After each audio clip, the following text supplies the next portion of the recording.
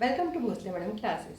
आज है part 2 resolution. जो आपने पार्ट 1 कल देखा होगा वो सिर्फ था मेरे स्टूडेंट्स के लिए, मेरे प्यारे बच्चों के लिए, और आज का टॉपिक है स्टूडेंट्स के लिए तो है ही, उसके अलावा मेरे सारे सब्सक्राइबर के लिए है। ठीक है, उसमें आप भी आते हैं, मैं भी आती हूँ। तो अब हम बात करेंगे कि हमने पढ़ाई के गोल तो सेट कर लिए, अब इसके अलावा हम क्या और रेजोल्यूशन कर सकते हैं।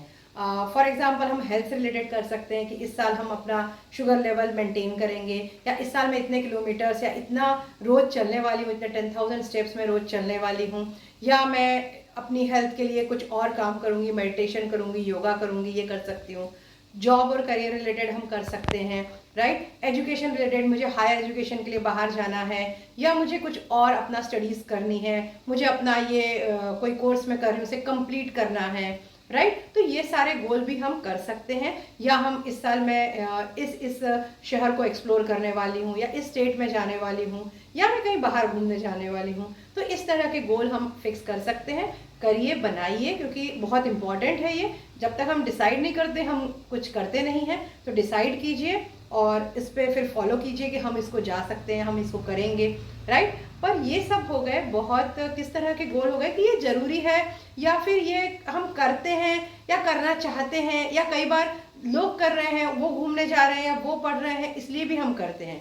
पर इसके अलावा भी कुछ गोल होते हैं जो हमें जीना सिखाते हैं, तो उन पे भी ध्यान दीजिए। एक्चुअली मैं परसों सुन रही थी, एक बहुत बड़े साहित्यिक हैं PL देशपांडे करके, उन्होंने कहा साहित्य, कला, वाद्य और क्रीड़ा, ये जो 4 चीज़ें हैं इनका मतलब क्या हुआ समझाती हूँ। साहित्य मतलब लिटरेचर, कला मतलब आर्ट, उसके अलावा मैंने आपको क्या कहा अभी, क्रीड़ा मतलब स्पोर्ट्स, और वाद्य मतलब इंस्ट्रूमेंट, म्यूजिकल इंस्ट्रूमेंट, या गाना, उसमें आप सिंगिंग भी डाल सकते हैं। इस तरह की चीज़ें हमें जीना सिखाती हैं बेटा, राइट। तो जीना सिखाती हैं। तो लिटरेचर, इसका मतलब ये नहीं है कि आप सिर्फ किताबें पढ़ें, आप किताबें अलग अलग तरह की पढ़ सकते हैं। उसके अलावा आप अगर कुछ लिखते हैं, आप छोटी सी पोएम भी लिखते हैं 4 लाइन की, या कोई स्टोरी लिखते हैं, तो आप लिखना चालू कीजिए। ऐसा नहीं है कि वो हर जगह बताया जाए, अपने लिए अपनी डायरी में लिखिए, अपने खुशी के लिए लिखिए, राइट। उसके अलावा अगर आपको कोई खेल पसंद है तो उसको कोशिश कीजिए कि आप शायद ज़िंदगी के इतने इसमें आप नहीं कर पाए हैं, वो चीज़ आप जाके खेलते हैं, बैडमिंटन खेलना पसंद है,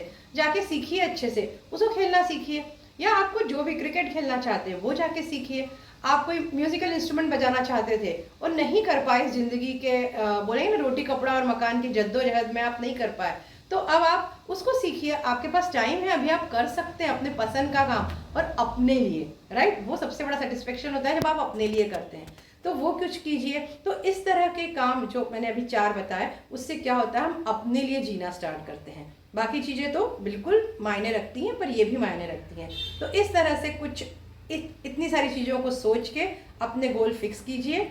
और जैसे मैंने कहा, वो लास्ट टाइम मैंने बताया था कि टाइम बाउंड कीजिए कि हाँ मुझे इस साल ये करना है, मुझे ये सीखना है, और इस तरह से आपके गोल एक जगह लगाइए। और मेरा तो एक मानना है कि अगर आप गोल बनाते हैं तो अपने किसी एक बहुत बेस्ट फ्रेंड को, आपकी सिस्टर भी हो सकती है, या आपका कोई बहुत अच्छा फ्रेंड भी हो सकता है, आपका ब्रदर हो सकता है, आपके फादर हो सकते हैं, उनको ज़रूर बता दीजिए मैंने इस साल ये सोचा है, क्योंकि वो आपको डेफिनेटली हर बार याद दिला देंगे हर थोड़े दिन में, अगर आप नहीं कर रहे हैं कि ये आपने कहा था और आप ये नहीं कर रहे हैं, राइट। इससे वो आप गोल कंप्लीट करेंगे। ठीक है, तो happy new year and thank you. 1 minute, नए साल के रेजोल्यूशन में मेरा चैनल भी सब्सक्राइब कीजिए, भोसले मैडम क्लासेस। तो हम मिलेंगे अब नए साल में नए वीडियो के साथ। Thank you.